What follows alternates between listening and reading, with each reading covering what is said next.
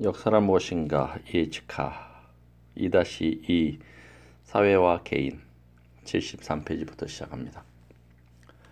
여기서 잠깐 역사가 개인의 문제를 떠나 소위 역사 서술의 광범위한 추세 쪽으로 눈을 돌려본다면 역사가 어느 정도까지 자신이 속해 있는지 사회적 산물인가에 관한 문제는 더 명백해집니다. 19세기 영국 역사가들은 거의 예외 없이 역사의 과정을 진보 원리의 구현이라고 생각했습니다. 즉 이들은 급속도로 발전하는 한 사회의 이데올로기를 표현했습니다. 역사가 우리의 진로와 일치한다고 생각하고 있는 동안은 영국 역사가들에게 역사가 의미가 있는 것처럼 보였습니다. 그러나 역사가 그릇된 방향으로 접어들자 역사의 의미에 대한 믿음은 이단이 되고 말았습니다. 제1차 세계대전 후에 토인비는 직선적 역사관을 순환론으로 대체하기 위해 필사적인 노력을 기울였습니다. 순환론이란 몰락하는 사회의 전형적인 이데올로기가 아닙니까? 토인비의 시도가 실패한 뒤 영국 역사가들은 대부분의 전의를 잃고 역사에는 어떤 전형이란 것이 없다고 선언하는 것으로 만족했습니다. 같은 취지로 말한 피셔의 진부한 표현은 지난 세기에 랑케가 말했던 금은 못지않게 큰 인기를 얻었습니다. 최근 30년간 영국의 역사가들이 심오한 개인적 성찰과 더불어 각자가 밤늦게까지 열심히 역사를 연구한 결과 이런 신경의 변화를 체험하게 되었노라고 말한다 해도 저는 그들과 논쟁을 할 생각은 초도 없습니다. 그러나 저는 이런 개인적인 성찰이나 밤늦게까지 연구하는 것을 모두 하나의 사회적 현상으로 보고 있습니다. 즉 1914년 이후에 우리 사회의 성격과 견해에 일어난 근본적인 변화의 산물 내지 편이라고 생각합니다. 어떤 사회가 어떤 종류의 역사를 쓸 것이며 그리고 어떤 종류의 역사는 쓰지 않을 것인가 하는 것만큼 그 사회의 성격을 의미심장하게 암시해 주는 것도 없습니다. 런던 대학 교수를 지냈던 네덜란드의 역사가 가일은 나폴레옹의 공가라는 제목으로 영역된 매력적인 논문에서 19세기의 프랑스 역사가들이 나폴레옹에게 내렸던 거듭된 평가가 19세기의 변화와 투쟁의 양상을 겨듭한 프랑스의 정치 상황 및 정치 사상을 어떻게 반영하고 있는지 밝혀주고 있습니다. 역사가 아닌 일반인도 마찬가지지만 역사가의 사상 역시 시간과 공간이란 환경에 의해서 만들어지는 것입니다. 그것에 관한 진리를 충분히 이해하고 있었기에 액터는 이러한 환경으로부터 벗어날 수 있는 길을 역사 속에서 찾아 헤맸던 것입니다.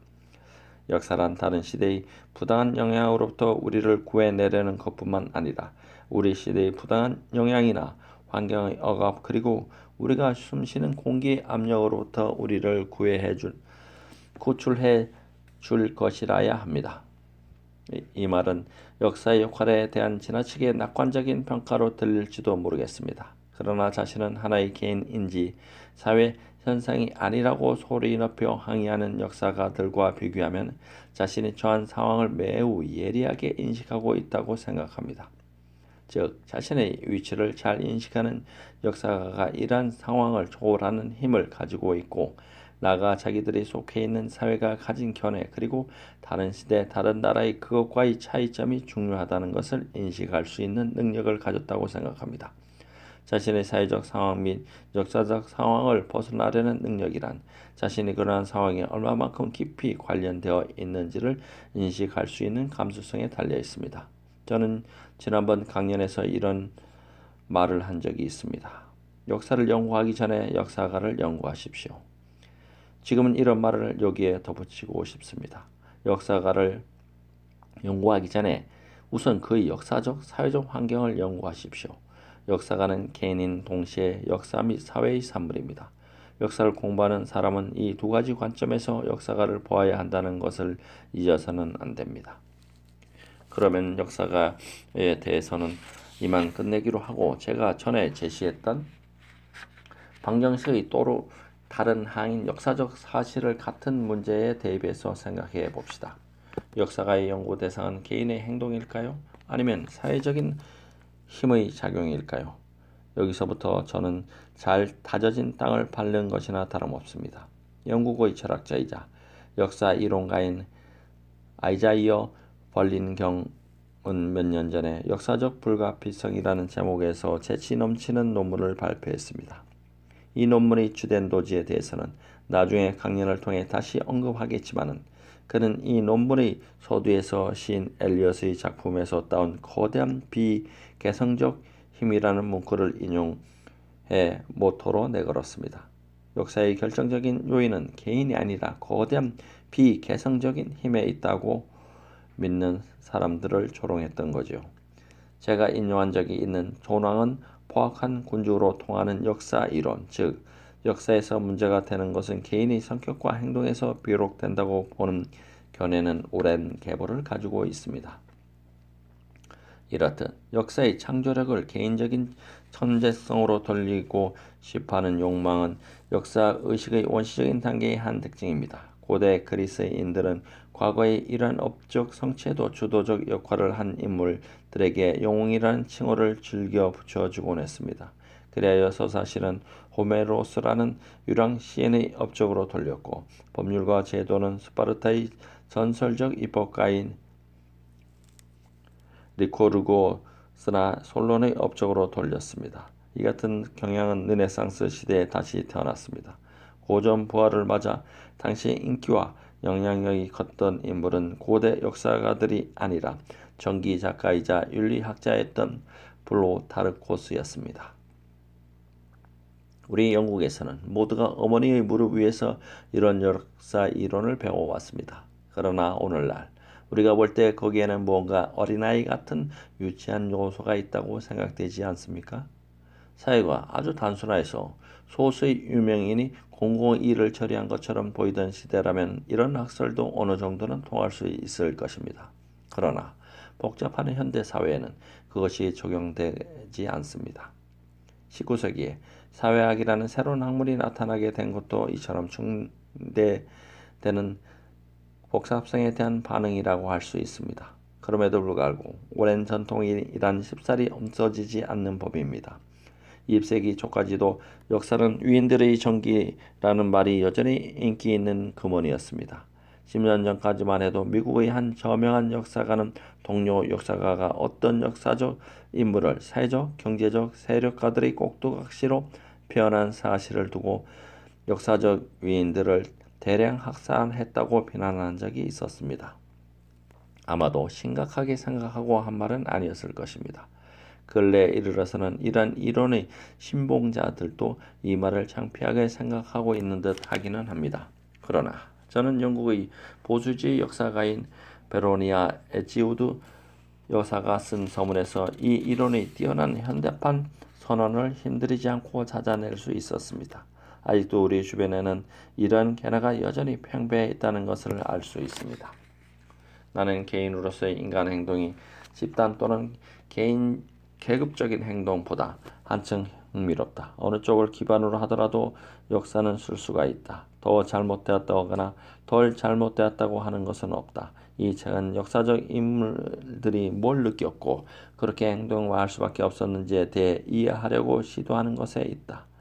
이 말이 의미하는 바는 명백합니다. 또한 웨지우드 여사가 인기 있는 작가라는 점을 미루어 보아 틀림없이 많은 사람들이 그녀와 같은 견해를 같이 할 것입니다.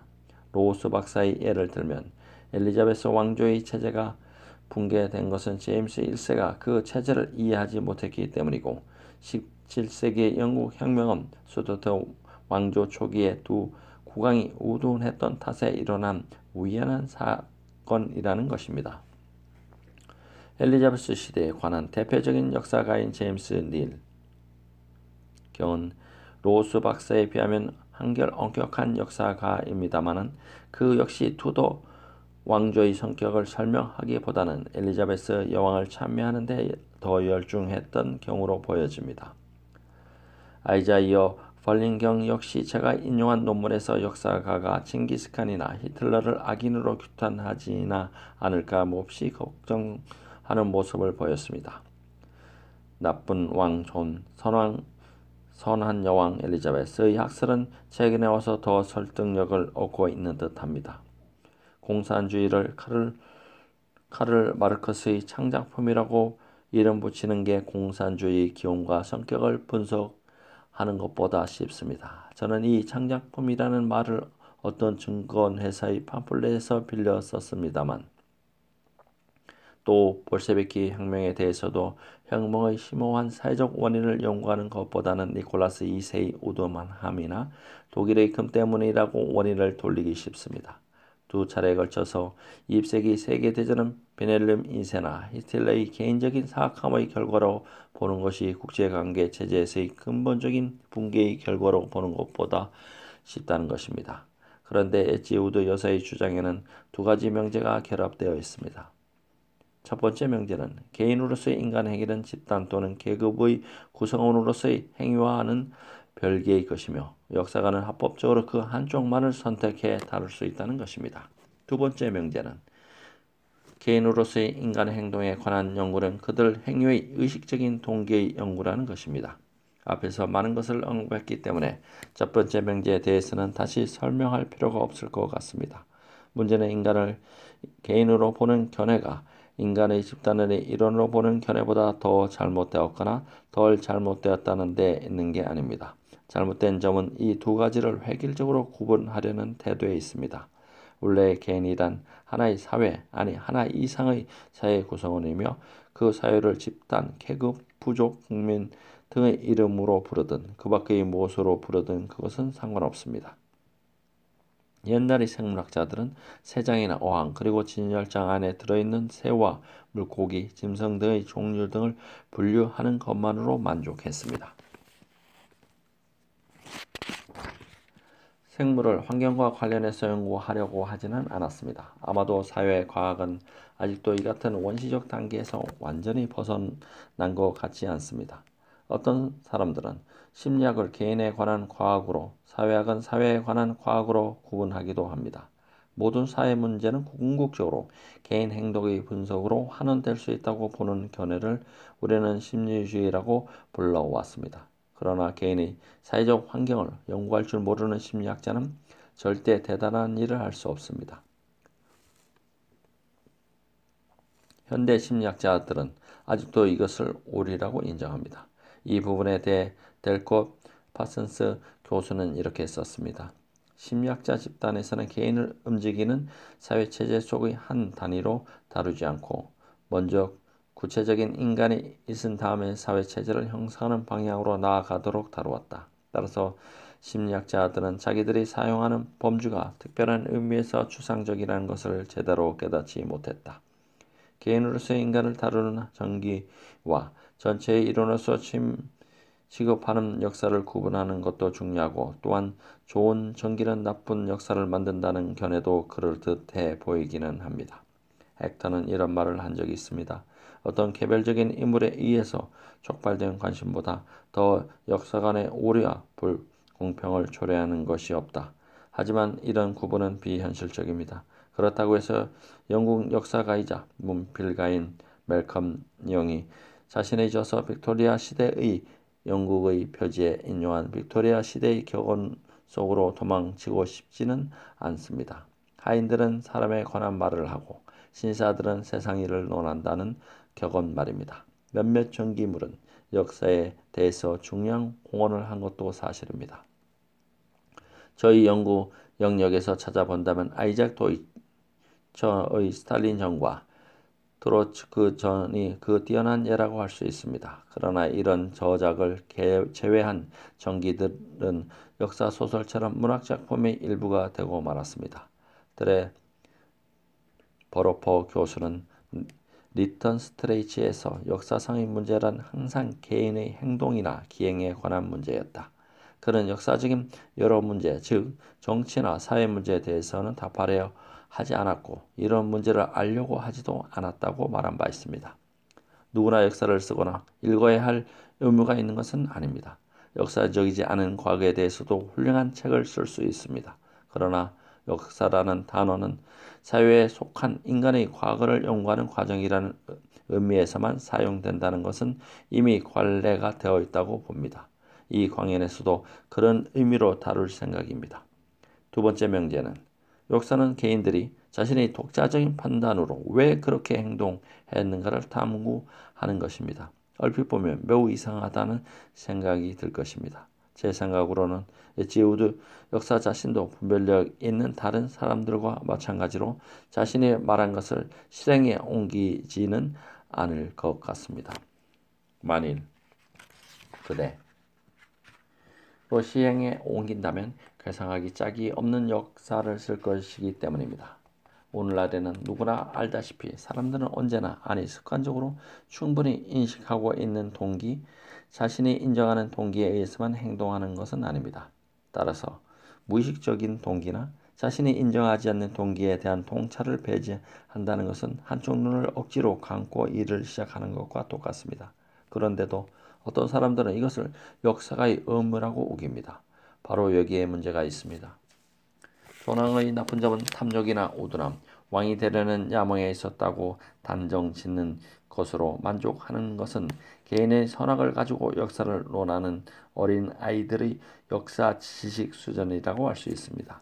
그렇다고 해서 만일 여러분이 조왕을 봉제 제후의 대두에 반대하는 기존 권익의 무의식적인 도구였다고 말한다면 조왕의 악덕에 대한 복잡 미묘한 견해를 끌어들이게 될 뿐 아니라 역사적인 사건은 개인의 의식적 행동에 의해 결정되지 않고 개인의 무의식적인 의지를 이끄는 외부의 전능적인 힘에 의해 결정된다는 것을 암시한다고 할 수 있습니다. 물론 이것은 터무니없는 말입니다. 저로서는 신의 섭리, 세계정신, 명백한 운명, 대문자 H로 쓰여질 만한 역사, 그 밖에 이 사건들의 방향을 인도한다고 생각되는 모든 추상적인 관념들을 믿지는 않습니다. 오히려 저는 마르크스의 이런 견해에 무조건 동의하고 싶습니다. 역사는 아무런 일도 하지 않으며 막대한 재산을 소유하고 있지도 아니하고 전투도 하지 않는다. 모든 것을 행하고 소유하고 투쟁하는 것은 인간, 즉 현실에 살아있는 인간이다. 이 문제에 대한 제가 논평하지 않으면 안 될 두 가지 점이 있습니다. 그것은 추상적인 역사관과 전혀 관계없는 것이고 순수한 경험적인 관찰에 바탕을 둔 것입니다. 첫째로 역사는 수와 상당히 밀접한 관계가 있다는 사실입니다.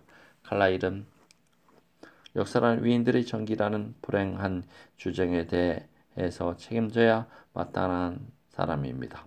그러나 그의 위대성을 엿볼 수 있는 저서 속 웅변에도 한번 귀를 기울여 봅시다. 2,500만 명의 가슴을 무겁게 짓눌렀던 곤주림, 헐벗음, 악몽 같은 억압이 철학의 옹호자들과 돈 많은 장사꾼들 그리고 지방 귀족들의 상처받은 허영심이나 모순된 철학이 아니라 프랑스 혁명의 운동력이었다.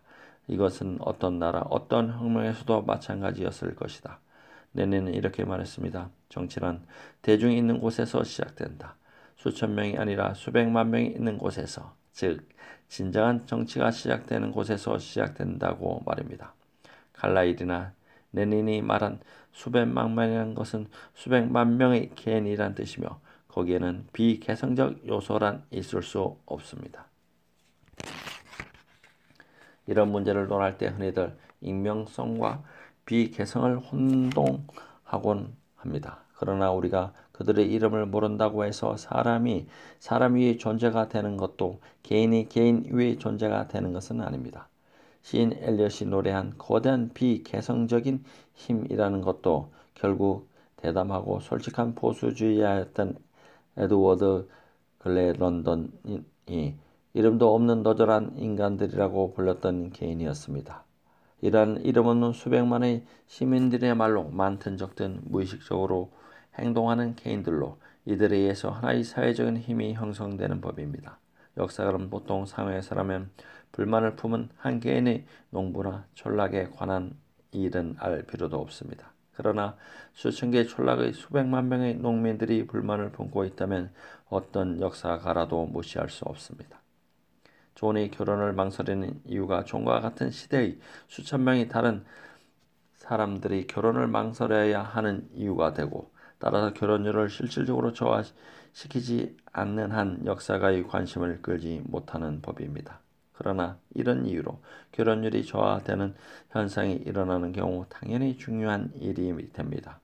또한 우리는 운동이란 소수의 사람들로부터 시작되는 법이라고 단정하는 사람과 마주치더라도 당황할 필요는 없습니다. 왜냐하면 모든 효과적인 운동에는 반드시 소수의 지도자와 이를 따르는 소수의 추종자가 있기 때문입니다. 그러나 이것이 다수의 운동의 성공을 위해 중요하지 않다는 것을 의미하는 것은 아닙니다. 이처럼 역사에서 수는 중요합니다.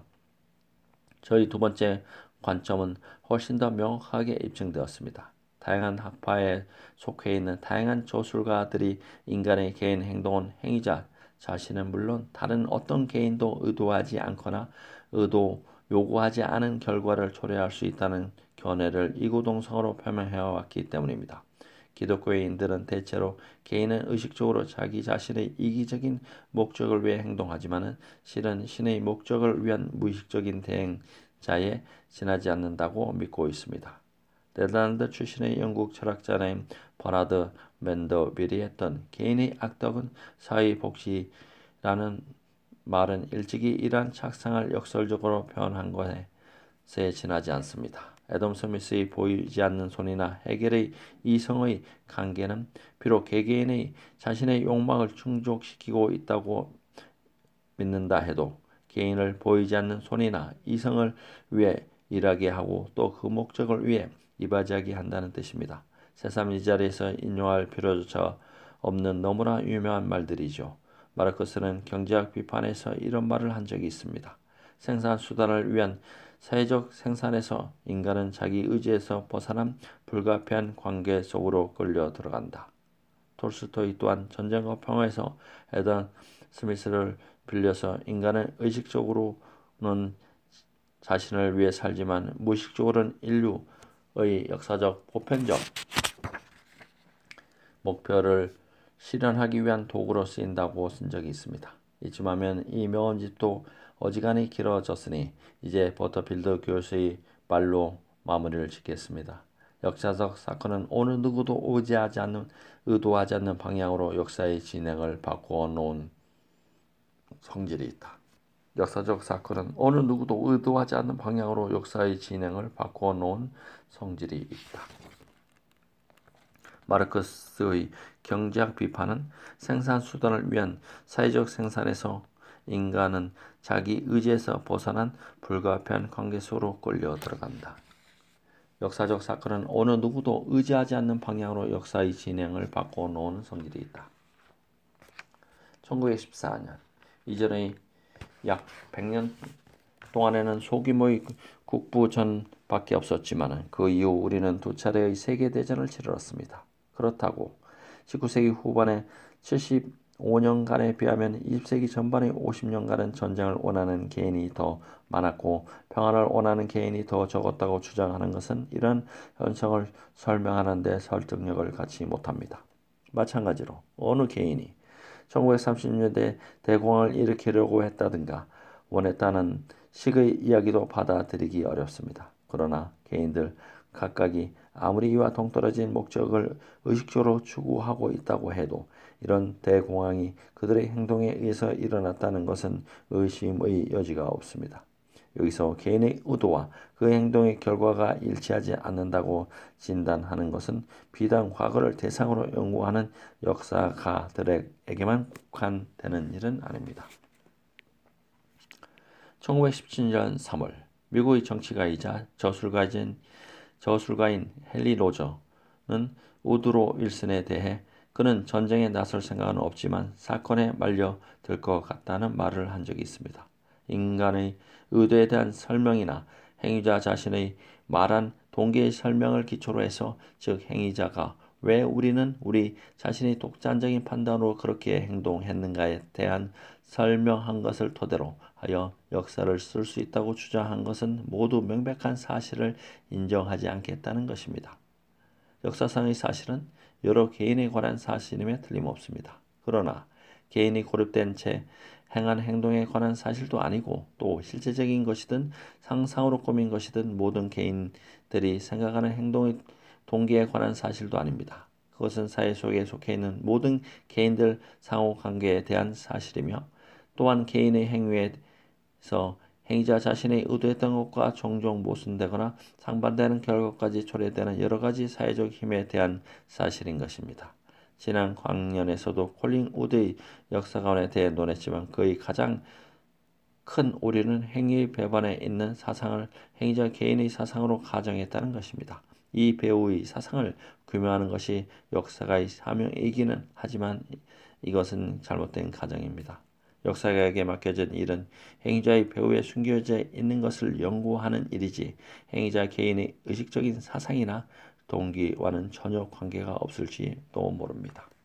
이쯤에서 역사에서의 반역자나 이단자의 역할에 관해 언급해야 할 것 같습니다. 만일 사회에 반항하는 개인이라는 통속적인 그림을 그려본다면 사회와 개인 사이에 그릇된 대립을 다시 설정하는 결과가 되고 말 것입니다.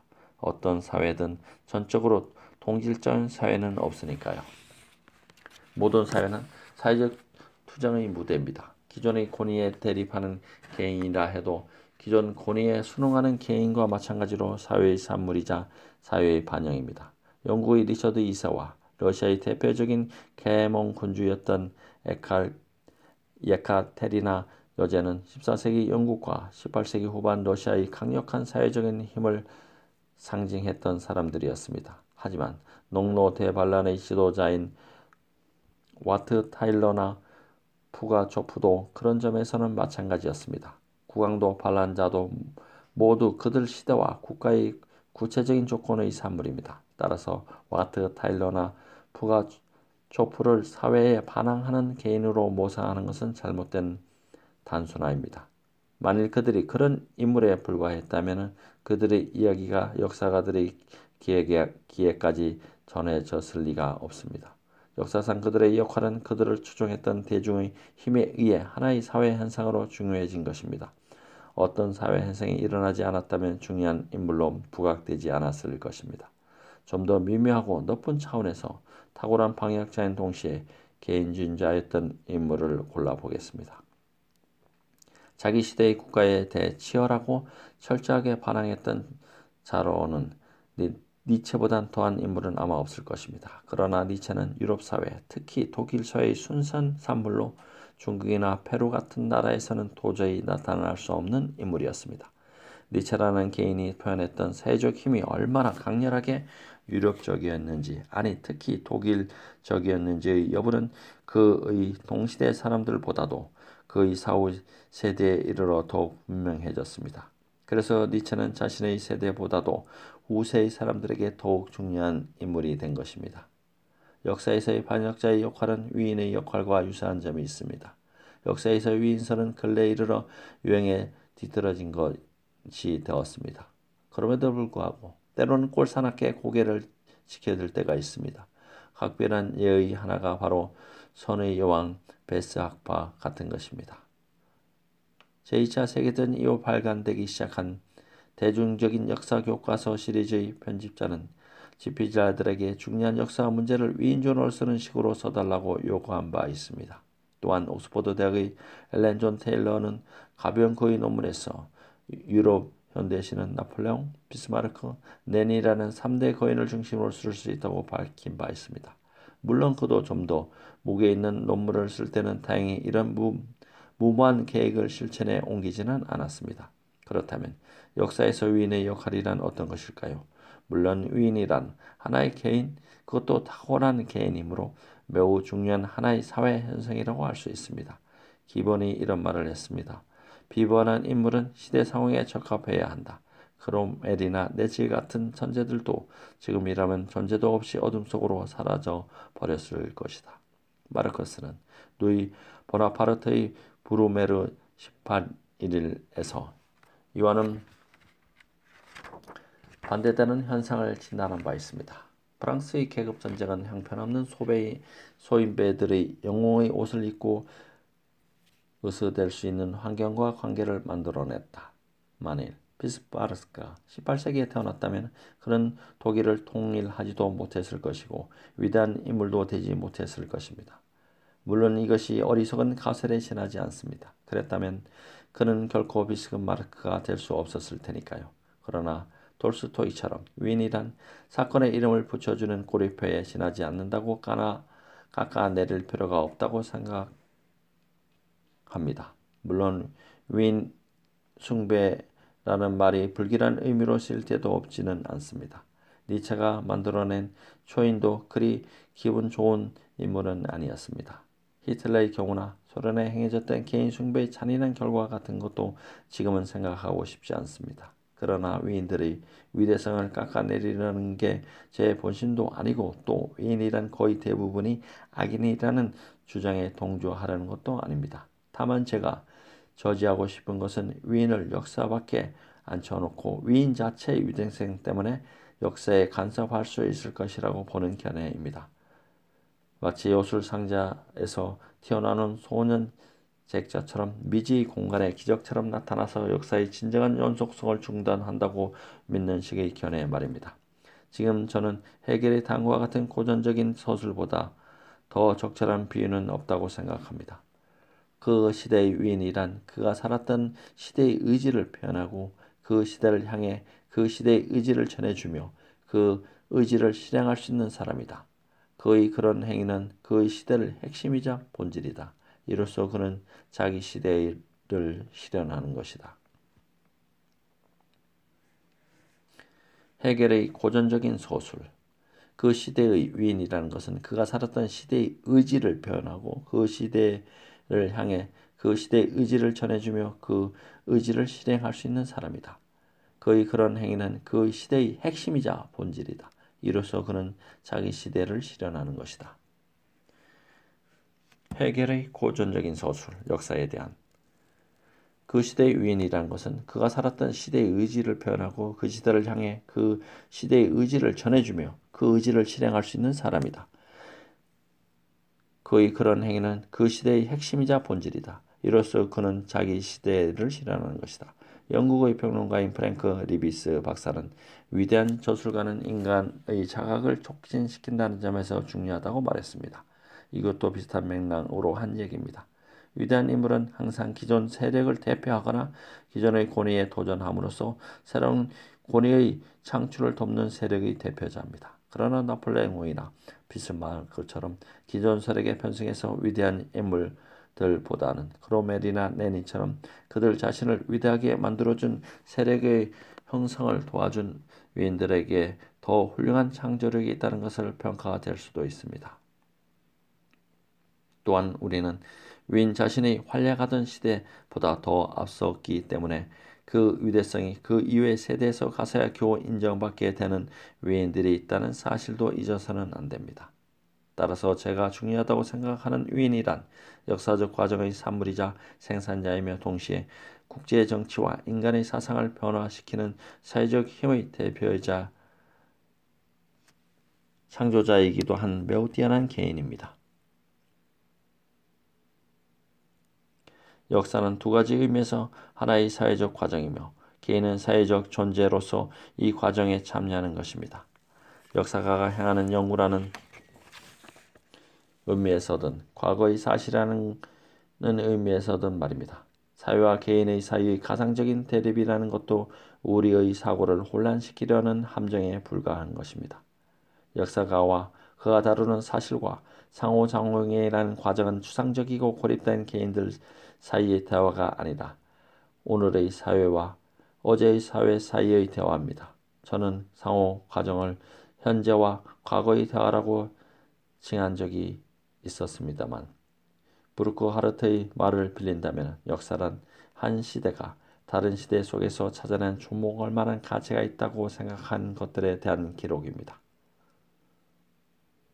역사란 한 시대가 다른 시대 속에서 찾아낸 주목할 만한 가치가 있다고 생각한 것들에 대한 기록. 과거는 현재에 비추어야만 비로소 이해할 수 있습니다. 또한 현재도 과거에 비추어질 때야만 충분히 이해될 수 있습니다. 인간이 과거의 사회를 이해할 수 있도록 해주는 것, 그리고 현재의 사회에 대한 통찰력을 증대시켜주는 것, 이것이 역사의 이중적인 기능입니다. 역사란 브루크 하르트. 한 시대가 다른 시대 속에서 찾아낸 주목할 만한 가치가 있다고 생각한 것들에 대한 기록. 과거는 현재에 비춰질 때 비로소 이해될 수 있고 또한 현재도 과거에 비춰질 때면 충분히 이해될 수가 있다. 과거는 현재 비춰질 때만 비로소 이해될 수 있고 또한 현재도 과거에 비춰질 때만 충분히 이해될 수 있는 것이다.